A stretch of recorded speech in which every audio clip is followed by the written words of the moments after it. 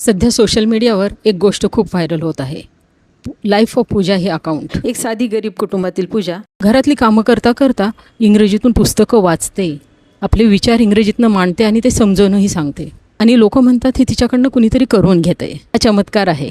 हा चमत्कार नाही, ही संधीची ताकद आहे. मला एक प्रश्न विचारायचा आहे.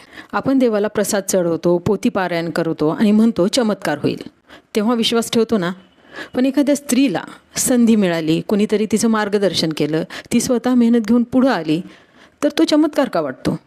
हा चमत्कार नाही, ही संधीची ताकद आहे. जर हीच संधी मागास भागातल्या महिलांना मिळाली तर त्या काय करू शकतात याचा विचार केला आहे कधी? पण आपण काय करतो, महिलांच्या कार्यक्रमांमध्ये कुणाच्या पर्समध्ये जास्त लिपस्टिक आहे यावर बक्षीस देतो. पण कुणी विचारत नाही की तुमच्या पर्समध्ये डायरी आहे का, तुम्ही विचार लिहिता का? स्पर्धा होतात, नथीचा बाज, पैठणीचा साज, पण विचारांचा साज कुठे दिसतो? परवाच एक जाहिरात पाहिली. एका महिलेला मुलगीच हवी होती, कारण तिच्यासाठी शॉपिंग करण्यात तिला मजा येते. पण असं कुणी दाखवतं का की मला मुलगी हवी कारण मला एक सक्षम आणि विचारशील व्यक्तिमत्व घडवायचं आहे? समाजात हुशार, कर्तृत्वान स्त्रीचं कौतुक तिच्या बुद्धीसाठी नाही तर तिच्या सौंदर्यासाठी होतं.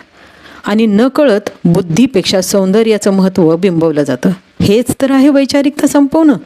कित्येक घरांमध्ये स्त्रिया मंदिरात, मठात जातात, व्रतवैकल्य करण्यासाठी त्यांना प्रोत्साहन दिलं जातं. ठीक आहे, पण विज्ञान, ज्ञान, विचार यासाठी तितकंच प्रोत्साहन मिळतं का? म्हणूनच शिक्षण घेऊनही अनेक स्त्रिया योग्य अयोग्य विचार करणंच बंद करतात. आणि जर असं चालू राहिलं तर जिच्या हाती पाळण्याची दोरी ही म्हण फक्त म्हण म्हणून उरेल. म्हणून प्रत्येक स्त्रीने ठरवलंच पाहिजे, जिथे आपली वैचारिकता संपवली जाते तिथं जाणंच थांबवायचं. कारण खरा आनंद हा बुद्धी गहाण ठेवून केलेल्या कृतीत नसतो, तर स्वतःची बुद्धी आणि स्वतःचं अस्तित्व जपत घेतलेल्या निर्णयात असतो. ज्योतिबा आणि सावित्रीबाई फुलेंचा वसा चालवायचा आहे ना, ही आपली जबाबदारी आहे. यासाठी विचार करा.